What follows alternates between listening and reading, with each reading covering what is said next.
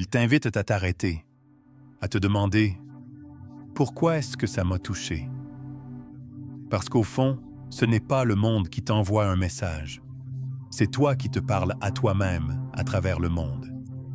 Et la plupart des gens ne l'entendront jamais, parce qu'ils ne s'écoutent pas, parce qu'ils vivent à la surface. Mais toi, si tu regardes ce genre de contenu, c'est que tu sens déjà qu'il y a quelque chose en toi qui murmure. Tu commences à pressentir que ta vie extérieure n'est qu'un miroir. Que ce qui se répète, ce que tu croises encore et encore, n'est pas du hasard, mais une mise en scène de ton âme. Alors écoute, regarde, note. Quand un symbole se répète, ne le nie pas, ne l'explique pas trop vite. Accueille-le. Ressens-le. Demande-toi ce qu'il vient réveiller en toi. Parce qu'un signe, ce n'est pas une preuve. C'est un appel. Il ne t'impose rien. Il t'oriente. Il te propose une autre lecture de ta vie. Et si tu oses suivre cette piste, tu entres dans un chemin plus profond, plus vrai. Tu cesses de subir les événements et tu commences à interpréter leur sens. Tu redeviens acteur de ton destin, non plus en forçant les choses, mais en lisant le langage secret de ta propre psyché. Tu regardes les signes, les synchronicités, les coïncidences, et tu te demandes ce qu'ils veulent dire. Mais en réalité, il faut poser une autre question. Pourquoi est-ce que tu les vois maintenant? Ce que Jung nous a révélé, c'est que la vie ne t'envoie pas ce que tu veux. Elle te reflète ce que tu es prêt à entendre, ou du moins, ce que tu n'as plus le droit d'ignorer. Quand tu vois un symbole qui se répète, un nom, une chanson, un animal, une heure miroir, un rêve, un mot, ce n'est pas lui qui est magique, c'est ton lien avec lui. C'est l'écho que ça crée en toi, l'émotion que ça déclenche, la mémoire que ça réveille. Et souvent, ces signes apparaissent quand tu refuses de regarder quelque chose en toi. Une décision à prendre, un deuil à faire, une vérité à assumer, un élan que tu bloques. Le monde extérieur devient alors un écran de projection. Tu crois que le message vient de là-bas, mais en fait, c'est ton ombre qui tape à la porte. Ton inconscient ne te laisse pas tranquille. Il veut que tu avances, que tu t'intègres, que tu arrêtes de fuir.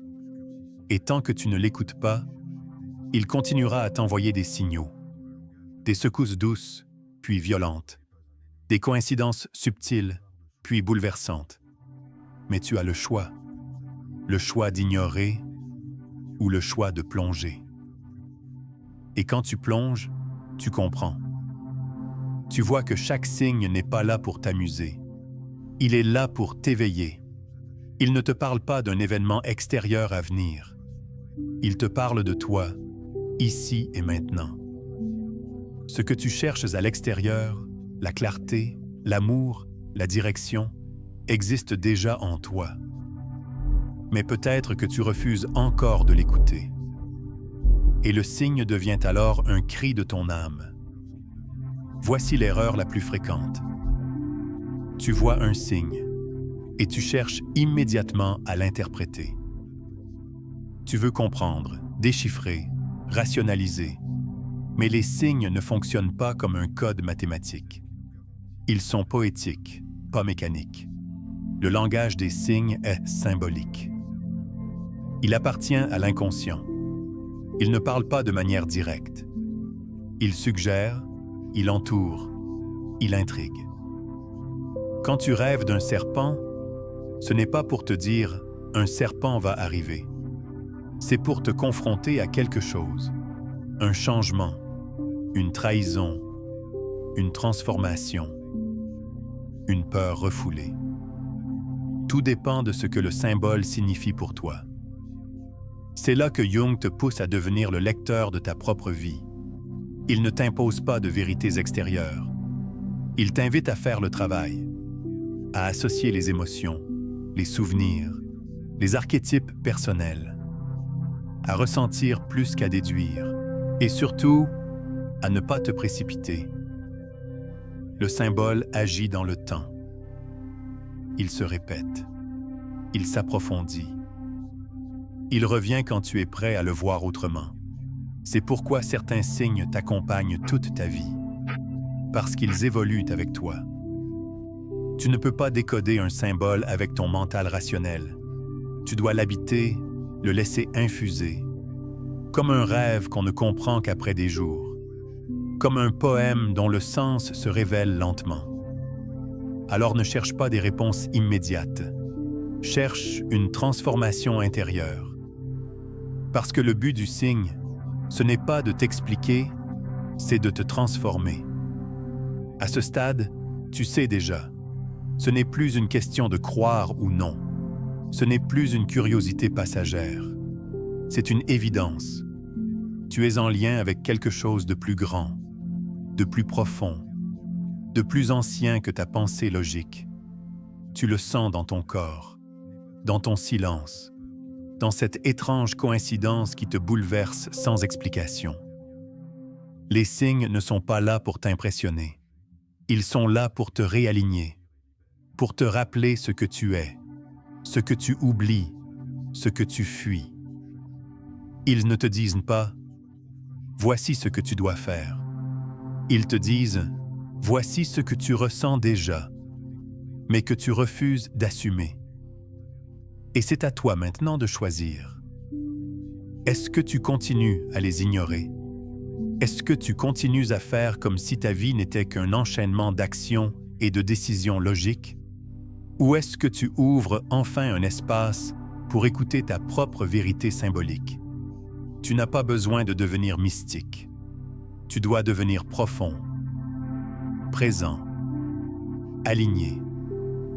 Et pour ça, tu dois accepter de ne pas tout comprendre, mais de tout ressentir. Tu es le seul à pouvoir reconnaître ce que les signes veulent dire pour toi. Personne ne peut te le traduire, parce qu'ils parlent ta langue intérieure. Ils sont faits pour toi, pour ton histoire, ton âme, tes blessures. Et si tu les prends au sérieux, alors ta vie change. Tu ne subis plus. Tu marches avec une boussole invisible. Tu n'attends plus de miracles. Tu écoutes les messages déjà présents dans ta réalité. Et tu verras. Quand tu honores les signes, la vie te répond. Si tu ressens que cette vidéo t'a touché autrement que par les mots, si tu sais au fond de toi que ce n'est pas un hasard si tu es tombé ici, alors je t'invite à t'abonner. Ici, on explore ce que d'autres préfèrent ignorer. On parle des signes, de la psyché, du silence, des vérités intérieures qui ne crient pas, mais qui transforment. Abonne-toi, active la cloche et rejoins ceux qui ont compris que la réalité est bien plus vaste que ce qu'on voit. Et souviens-toi, ce n'est pas le monde extérieur qui te guide, c'est ce que tu es prêt à voir en toi.